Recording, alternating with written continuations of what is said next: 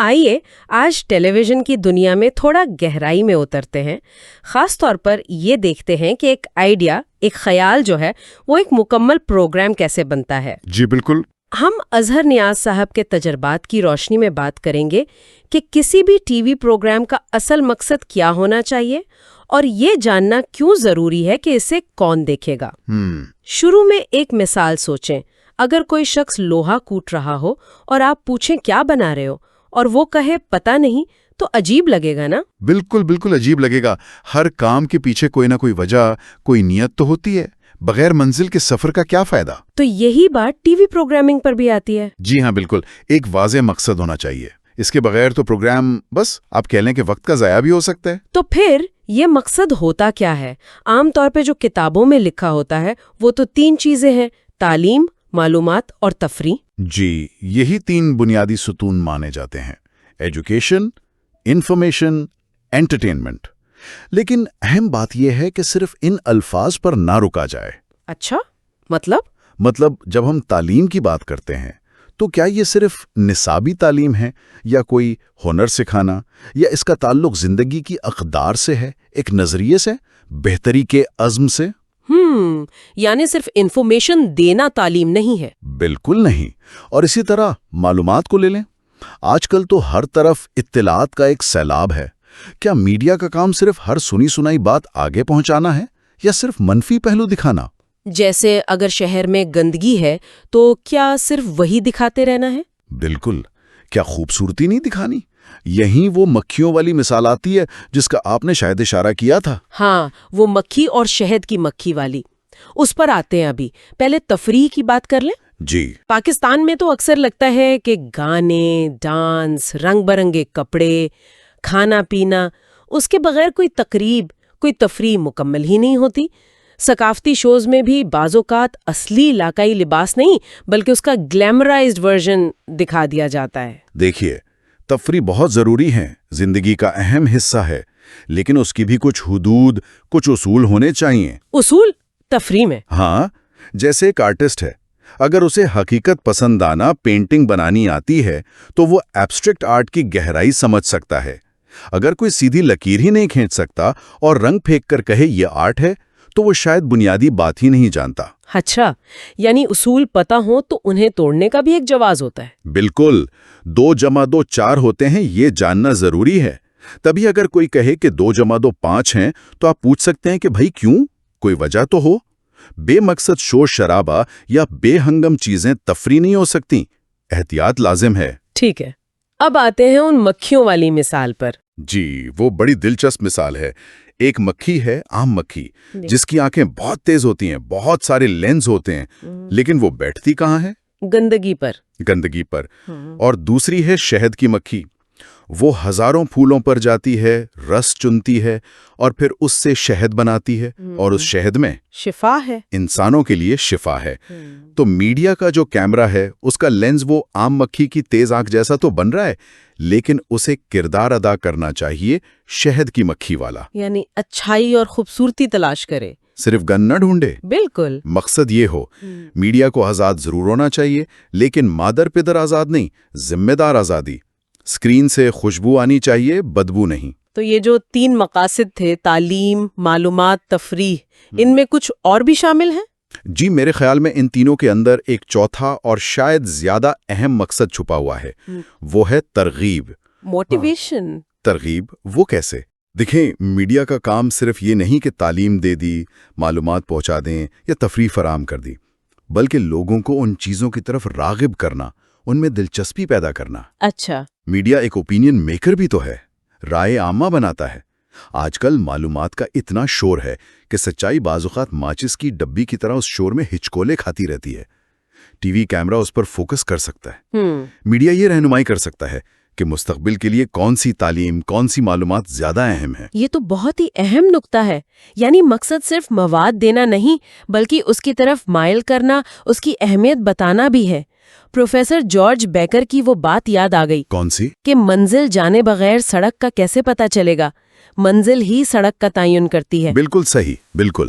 جیسے مال روڈ لاہور بھی جاتی ہے اور پشاور بھی، یہ تو مسافر پر ہے کہ اس کی منزل کیا ہے۔ تو پروگرام کا مقصد ہی اس کا راستہ، اس کا فارمیٹ طے کرتا ہے۔ جی ہاں، جسے ہم تھیم کہتے ہیں یا مرکزی خیال یا پروگرام کا پرومس، وہ اصل میں یہی مقصد ہے جو اسکرپٹ میں خون کی طرح دوڑتا ہے۔ ٹھیک ہے، تو مقصد طے ہو گیا، یہ پہلا قدم تھا۔ اب آگے؟ اگلا قدم جو اتنا ہی اہم ہے وہ یہ جاننا کہ آپ یہ پروگرام بنا کس کے لیے رہے ہیں۔ آپ کے ہدف سامعین کون ہیں؟ ٹارگٹ آڈینس، یعنی کس کو دکھانا ہے یہ پروگرام؟ بالکل۔ اگر ایک تیر انداز کو پتہ ہی نہ ہو کہ نشانہ کدھر ہے تو تیر تو کہیں بھی جا سکتا ہے نا۔ صحیح، تو یہ ٹارگٹ آڈینس کو سمجھنا کیوں ضروری ہے؟ اس سے کیا فرق پڑتا ہے؟ بہت فرق پڑتا ہے۔ دیکھیں، سب لوگ ایک جیسے نہیں ہوتے۔ آپ بچوں کی مثال لے لیں، کیا ایک ہی پروگرام اس بچے کے لیے بھی ٹھیک ہوگا جو ابھی پنک گھوڑے میں ہیں اور اس کے لیے بھی جو اسکول جاتا ہے؟ نہیں، ظاہر ہے نہیں۔ تو بہت چھوٹے بچے، انفنٹس جو ہیں، ان کے لیے شاید ایک اسرائیلی بیبی چینل کی طرح رنگ، حرکت، ہلکی موسیقی پر فوکس کرنا ہوگا جو ان کی نفسیات کے مطابق ہو۔ وہ آواز، حرکت، رنگ سے متوجہ ہوتے ہیں۔ اور جو تھوڑے بڑے ہیں، پری اسکول والے؟ ان کے لیے پروگرام ہوا سے خمسہ، رنگ، شکلیں، سننا، دیکھنا، بتانا سکھانے پر مبنی ہو سکتے ہیں۔ ایک عربی کہاوت ہے نا کہ آنکھ اس چیز کے لیے نابینا ہے جسے دماغ پہچان نہ سکے۔ جیسے چھوٹے بچوں کا آئی ٹیسٹ ہوتا ہے، جو حروف نہیں پہچانتے تو ان کے لیے کارٹون یا شکلیں استعمال کرتے ہیں۔ صحیح۔ اور پھر اسکول جانے والے بچے؟ ان کے لیے پھر حروف تہجی، الفاظ، جملے اور پھر سوچ بچار کی طرف بڑھنا۔ عباس حسین صاحب کا ایک واقعہ سناتے ہیں کہ ایک انگریزی استاد تھے جو ہمیشہ اے فار ایپل پر ہی اٹکے رہتے تھے۔ اچھا۔ تو بچوں کو وہی نہیں روکنا، ان کی سوچ کو آگے بڑھانا ہے۔ جیسے ساحر لدھیانوی کی مثال دی جاتی ہے کہ اگر کسی کو عمر بھر وہی پسند رہے جو میٹرک میں پسند تھا تو اس کا مطلب ہے وہ ذہنی طور پر وہیں رکا ہوا ہے۔ تو عمر کے لحاظ سے تقسیم بہت ضروری ہے۔ یونیسیف تو کہتا ہے 18 سال تک بچہ بچہ ہے۔ جی، لیکن ہم اسکول کی سطح پر بھی تقسیم کر سکتے ہیں، primary, middle, matric, O level, A level. عمر کے علاوہ اور کیا چیزیں اہم ہیں؟ بہت سی چیزیں۔ معاشی پس منظر کیا ہے، شہری ہیں یا دیہاتی، زبان کون سی بولتے ہیں، ثقافت کیا ہے، کس قسم کے اسکول میں جاتے ہیں، انگلش میڈیم، سرکاری، یہ سب جاننا ضروری ہے۔ اور بعض پروگرامز کے لیے وہ پی جی، پیرنٹل گائیڈنس کا بھی ذکر ہوتا ہے؟ جی ہاں، بالکل۔ جیسے کوئی کرتب دکھا رہے ہیں یا سرکس وغیرہ، تو وہاں یہ بتانا ضروری ہے کہ والدین ساتھ بیٹھ کر سمجھائیں کہ یہ خطرناک ہے، یہ نقل کرنے کے لیے نہیں ہے۔ تو یہ سارے اصول صرف بچوں کے لیے نہیں؟ نہیں، بالکل نہیں۔ یہی اصول نوجوانوں پر بھی لاگو ہوتے ہیں۔ وہ اسکول جاتے ہیں، کالج جاتے ہیں یا کام کرتے ہیں، ان کی دلچسپیاں الگ ہوں گی۔ پھر عام پبلک ہے، اس میں عمر، پیشہ، زبان، ثقافت، تعلیم، بہت سے پہلو ہیں۔ اور خصوصی سامعین بھی ہو سکتے ہیں؟ جی بالکل، اسپیشل ٹارگٹ آڈینس، جیسے بزرگ شہری ہو گئے، یا صرف خواتین، گھریلو یا ملازمت پیشہ، مزدور طبقہ، فوجی جوان۔ ہر ایک کی ضروریات، ان کا وقت، ان کی پسند مختلف ہوگی۔